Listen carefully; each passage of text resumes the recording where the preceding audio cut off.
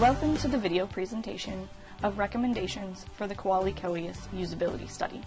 I'd like to start by introducing myself. My name is Kate Baker. I'm currently a second-year graduate student in the Master of Arts in Professional Communication program here at Clemson University. I worked with Dr. Theron Howard on this project, and what you are about to see is my findings and recommendations for the implementation of Kuali Coeus. Upon the invitation of Dr. Howard, I met with Bindu and Betty in July.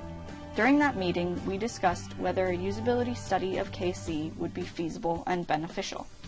A previous study done by other graduate students had shown how much money OSP could save in employee time by revising the proposal processing form, or PPF. We decided that a similar study of KC would be feasible and beneficial. Bindu and Betty requested a proposal for the study, which I delivered in August. The project evolved between the time I submitted this first proposal and when the study actually began.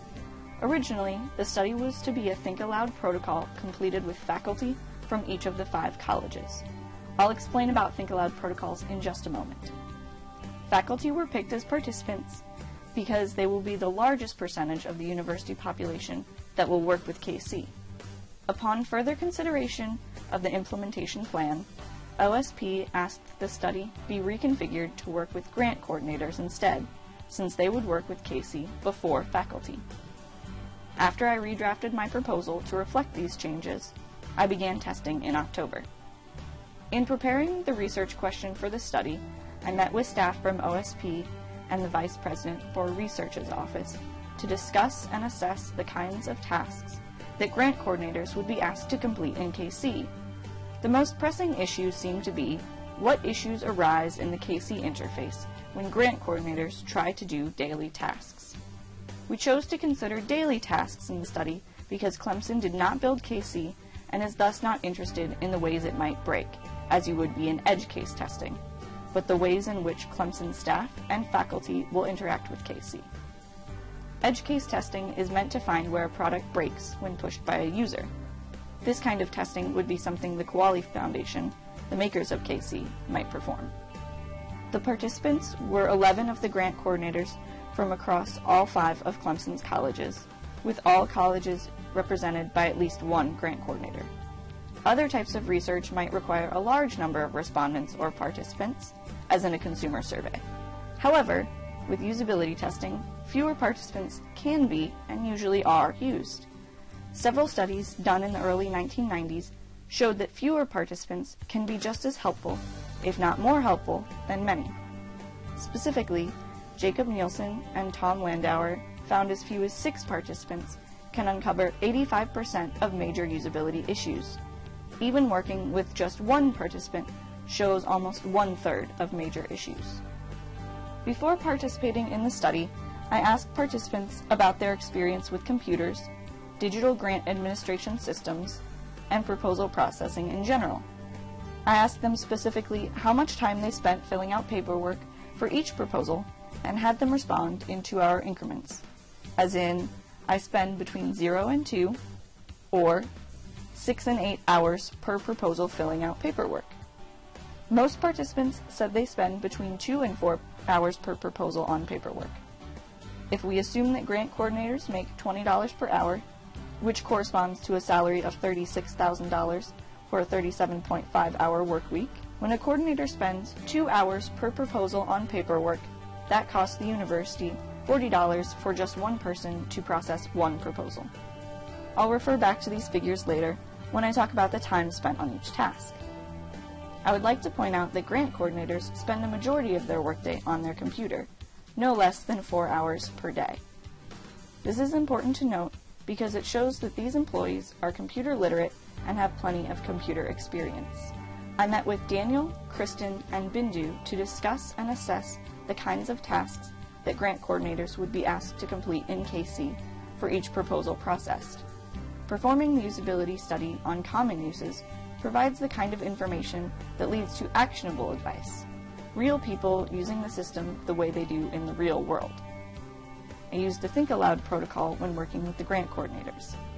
In a Think Aloud protocol, a participant is given a task and asked to think out loud about what they are doing and thinking as they complete the task. When I would explain this to participants, I like to use the example of how I think about picking out my clothing in the morning. I would say, oh, I'll be standing in front of my closet thinking I'll wear this sweater today because it's supposed to be cold. Then, to give them a more applicable example, if I was on the computer searching for something, I might say something like, I'm clicking here because I'm looking for X. Think Aloud protocols have been used by Nielsen, Norman, and Dumas and Reddish, and by companies like IBM and Pearson. While participants were thinking aloud and performing the tasks in KC, I sat at another computer opposite them and took notes on, or coded, their actions and what they were saying aloud. I'll talk more about coding when I discuss findings and recommendations. When I met with Daniel, Kristen, and Bindu to discuss the common tasks that grant coordinators would be asked to perform, the three we agreed upon were creating a proposal log document, creating an institutional proposal document, and creating a new award document. A proposal log functions as a quick overview of an entire proposal, the entirety of which is contained in what KC calls an institutional proposal, meaning that the first two tasks built off of each other. That is, the proposal log had to be completed first for the institutional proposal to be successful. Finally, an award contains information about the sponsor and funding received. Creating an award depends on a successful institutional proposal, and thus a successful proposal log as well. I just mentioned that all tasks built off of one another, and mentioned that they must be successful, but what did I mean by successful in this case? For each task, I defined successful completion as a successful blanket approve, which is a term KC uses. I will talk more about the nature of the term blanket approve when I get to the recommendations. Blanket approve was an option at the bottom of each document, along with submit, save, close, and cancel. For each participant, I gave each task a score based on its successful completion. For participants that completed the task successfully, that is, blanket approved the document, I scored the task as a 4. When a participant couldn't finish a task, I scored the task as a 1. While it's very clear what deserves a 1 or a 4, attributing a 2 or a 3 might seem confusing. Completing with limited help entailed the participant being able to complete the task on the first try, no matter how long it took, with only limited intervention from me. Because the tasks built on one another, and there's only so much you can learn from watching a person struggle indefinitely, I did intervene to prompt participants when necessary. Prompting 1 or 2 times called for a score of 3. If a participant needed more help than that, or had to return to a task to successfully complete it, the task was scored as a 2. From the whole study, here's an overall view of what scores each task received. First, I'll talk about each task separately, and then we'll look at some overall patterns. For the first task, it was almost equal how many people were able to complete the task with little to no help versus those who had trouble or failed to complete it at all. The first task had an average success score of 2.45. If the average score were 4, that would mean everyone completed the task with ease. If the average score were 1, then everyone would have failed to complete the task. So a 2.45 as an average success score corresponds to average difficulty. When we go to the second task, creating an institutional proposal, we see a majority of participants, 8 out of the 11, completed with difficulty or failed to complete the task altogether. In fact, no one completed the task easily. The average success score of the second task is almost a whole point lower than the first task at a 1.73, or higher than average difficulty. On the final task, we see again that a majority of participants, 7 out of 9, completed with difficulty or failed to complete the task. But most of them couldn't complete the task at all. I should note here that 2 of the 11 participants were unable to attempt task 3. 1 participant ran out of time, and the other encountered catastrophic technical failure. Task 3 also receives a low average success score. Overall, Task 1 was the most successful, but I'd like to point out Task 2 in particular. Not a single person completed an institutional proposal with ease. 6 out of the 11 participants failed to complete the task at all. While I was working with participants, I thought I saw a trend start to develop. I'm going to use this graph to illustrate what I saw. Before each test, I would ask the participant how long they had been working with proposals, whether here at Clemson or someplace else. Many of the coordinators I met were fairly new to the position, with 1 year or less of experience in their current role, though they usually had previous experience with proposals. Normally what you might expect with a range of Clemson experience is that coordinators who have been here longer are more successful in filling out paperwork, represented by this dotted line on the graph. However, the trend I saw was that coordinators new to their position were more successful in these tasks than ones who had been here longer. What this signals to us is that KC's structure doesn't necessarily mirror Clemson's current proposal processing structure. I'll come back to this point later in the presentation and explain a little more about what I think it means. Looking again at these scores in a slightly different way, we think of the highest scores, 3 and 4, as being a successful or acceptable outcome, and the lowest scores, 1 or 2, being an unsuccessful or unacceptable outcome. Of the 3 tasks, 2 of them had almost 3/4 of their participants with unacceptable outcomes. What does that mean to the university and its employees? This means time lost not only to training coordinators and other staff on KC, but also time lost to problems encountered in everyday dealings with KC. To give you an idea of the amount of time I'm talking about, let's look at the amount of time each participant spent on each task. I met with 11 participants, but could not use the time data collected for participant 5 because Moray Observer, the data logging software I used, failed to accurately capture it. To help us understand what all those mean, let's break down those numbers. To give us a baseline to compare participant averages, maximum, and minimums to, I completed all 3 tasks and timed myself using the same software I used with participants. I frequently went through the same tasks they did, and I became increasingly familiar with the KC interface and how all information was expected to be entered. I also had instructions provided by the Kuali Foundation via OSP. Given that I was able to complete each task in under 3 minutes, even the average time that participants took is 5 times more than the ideal. Creating the institutional proposal especially caused problems for participants. The average time to complete the task was almost 23 minutes, where the ideal time would be less than 3. Even the person who took the least amount of time on that task spent 4 times longer than would be minimally necessary. It's much the same with the number of clicks it took participants to go through each task. It took participants 2 or 3 times the number of clicks than it would take the ideal user. To help translate all these numbers into something more concrete, I'd like to talk about a piece of why it took participants so long to complete these tasks, if they were able to at all. Here we have how many attempts each participant took for each task.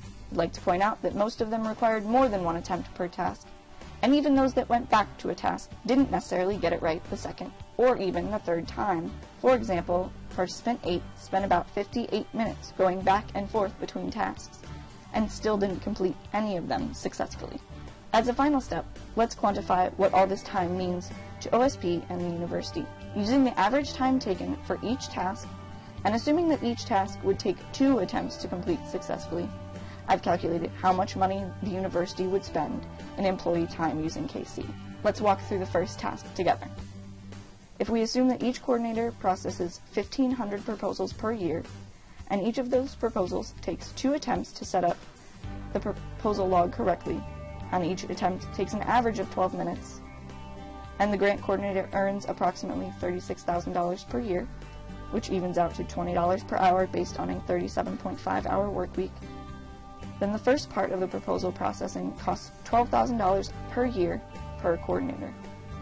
When you do the same calculations for the same part of the process, if the coordinator can spend only 2 minutes on each attempt, and it only takes 1 attempt, then the cost of this is only $1,000 per year per coordinator. If we use this same type of calculation for each of the other tasks, we find that there's a further $37,000 per year per coordinator spent. All this totals to $49,000 per year per coordinator in lost employee time spent working through the KC system. However, we can save this money if we help correct some of the usability issues I observed. In the next few slides, I will present my recommendations for improving KC before it is implemented, along with video of participants using the system to give context to my recommendations. Before I present my first recommendation, let's watch a video of a participant. This participant is in the process of creating a proposal log. They have a set of instructions and are trying to fill in the information that the instructions provide for them. This participant is about to enter the principal investigator's name. In KC, to successfully add a PI, the user must click the magnifying glass next to the field marked Principal Investigator Employee and find the particular person's entry by searching in a separate screen and then clicking Return Value. The information that Casey is expecting in this field is what would correspond to a username here at Clemson.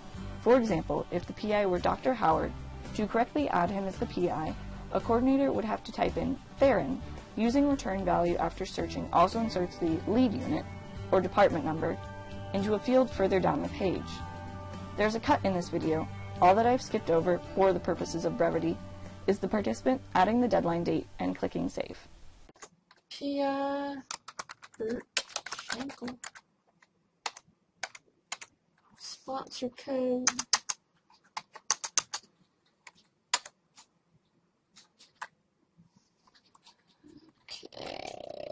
sponsor name. After I blanket approved. Lead unit is a required field. Quick start is not authorized to submit a proposal log for unit null. The principal investigator is required, and I had typed in Mr. Schenkel's name earlier. Have I got to do his name again? Okay, Bert. Booty Schenkel. Okay. Oh, Bert. I don't know what to do about the lead unit problem. Or quick start not authorized in for null unit. Save this again. Blanket approval again. Still got the same errors. As you could see, the participant received a message in red underneath the field when they typed Bert Schenkel into the field marked Principal Investigator. The message reads, "Person not found," and remains there until you hit save.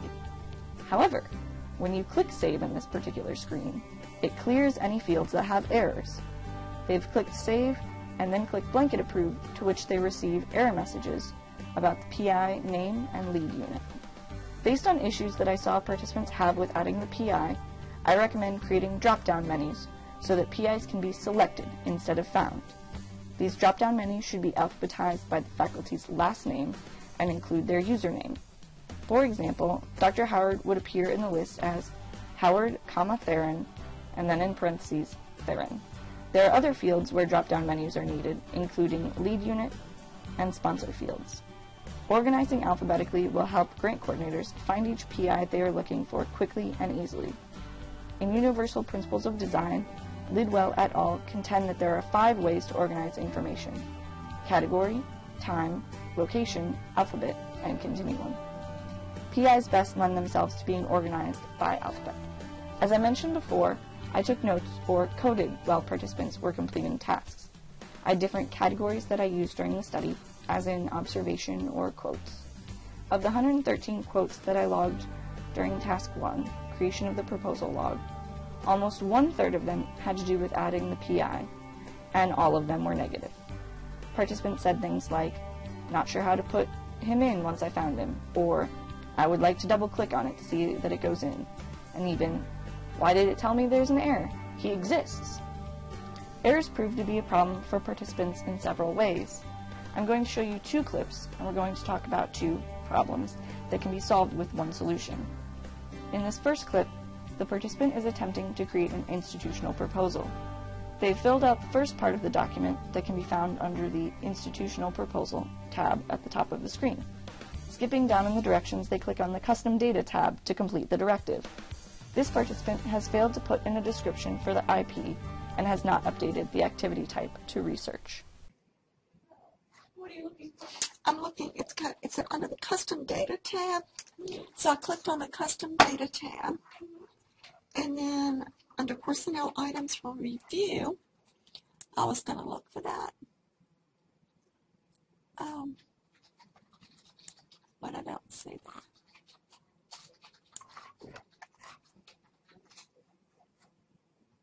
Custom Data tab.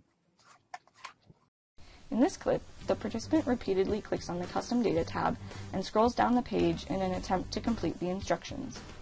Please note that there are errors on the page, and as such, they cannot leave the original tab.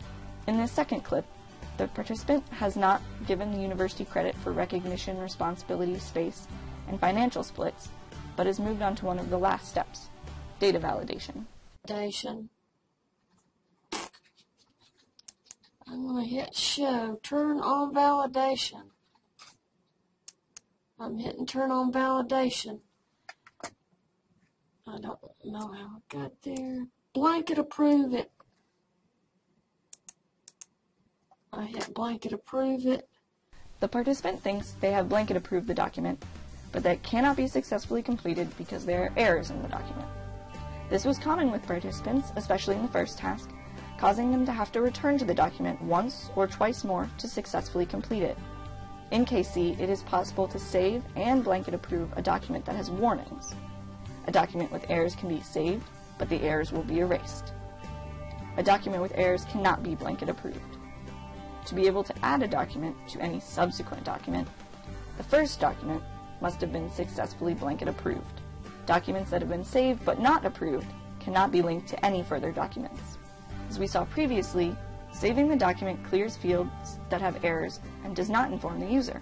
However, if errors remain on a page, they prevent the user from navigating elsewhere.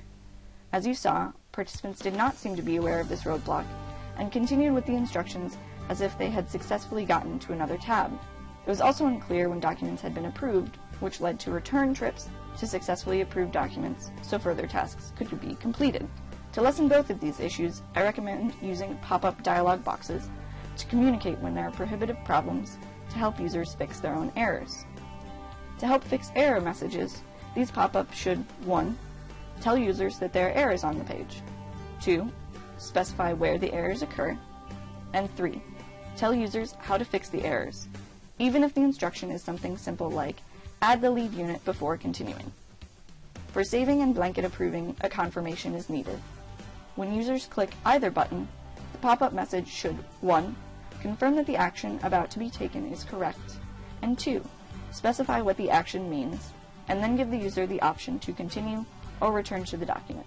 Participants frequently made mistakes when completing a document and could not go back and fix the document they had approved. Both of these pop-up messages should contain only plain language that users can understand and act on. These suggestions follow Jacob Nielsen's heuristic that error messages should help users recognize, diagnose, and recover from errors. In the next video clip, the participant is attempting to create a new institutional proposal, the first step of which is to locate the proposal log you just created.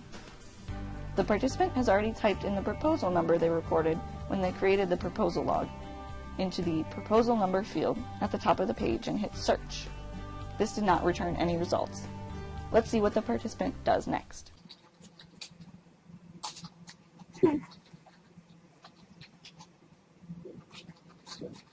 Create station.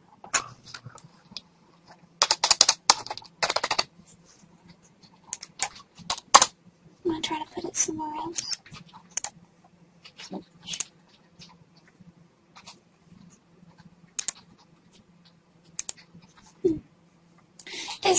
Can you tell me if my proposal is supposed to come up or if I'm just entering it in the wrong place? As you saw, the participant tried typing the same number into a different field, specifically the Created Institutional Proposal field, and changed some of the drop-down menus to find the proposal. The way the participant first tried to complete the task would have worked if their proposal log had been successfully blanket approved. However, many participants had the same problem. Still others tried to enter information into the other fields in the search screen. The current search page looks too similar to the other documents in KC. Participants were confused about where or how to find their previously created documents. Searching should be simplified to a single field, and users should be able to search multiple ways in a single box. That is, they should be able to type in a proposal number or a PI's name to find what they are looking for. The last set of clips, I will show you support making some slight design changes to the KC interface to make it easier to use. This first clip shows a participant who is just beginning to create a new award. An IP must be added directly into the award document. You can type in the award number or look it up using the magnifying glass, and then you must click Add to link the two documents. The participant is attempting to add the IP to the award document.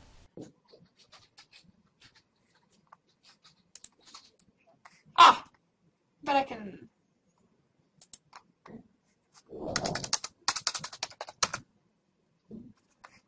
I believe it was return value after clicking on every single one of them last time.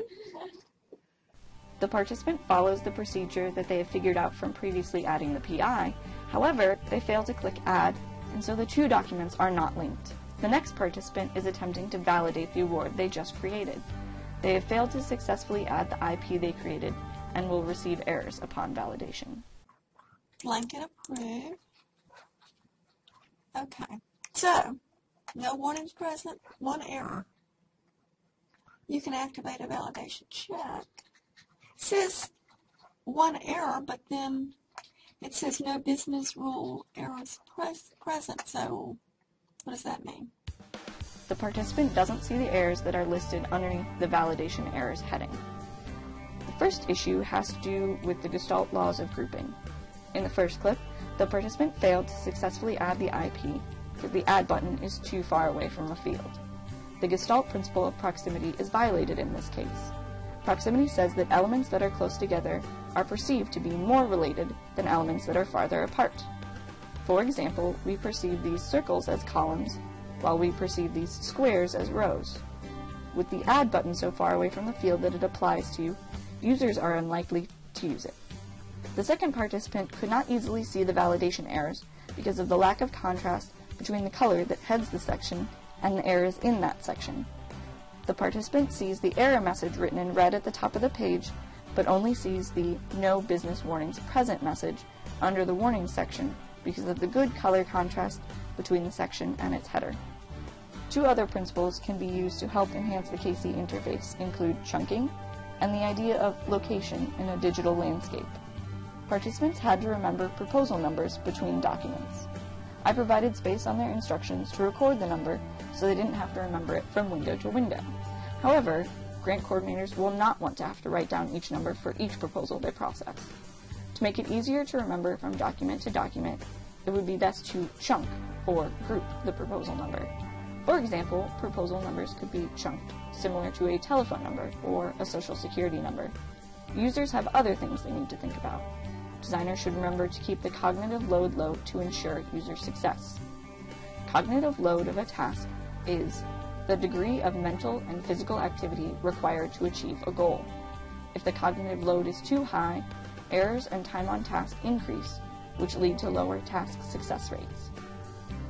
Finally, participants experienced trouble when they received errors on a page and then tried to navigate away, as we saw in a video clip earlier.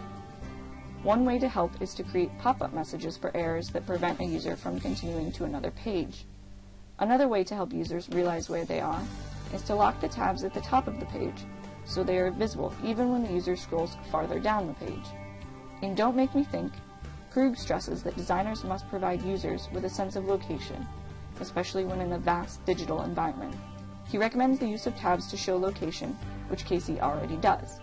Locking the tabs at the top of the page, where they will always be visible, will help remind users which page they are on.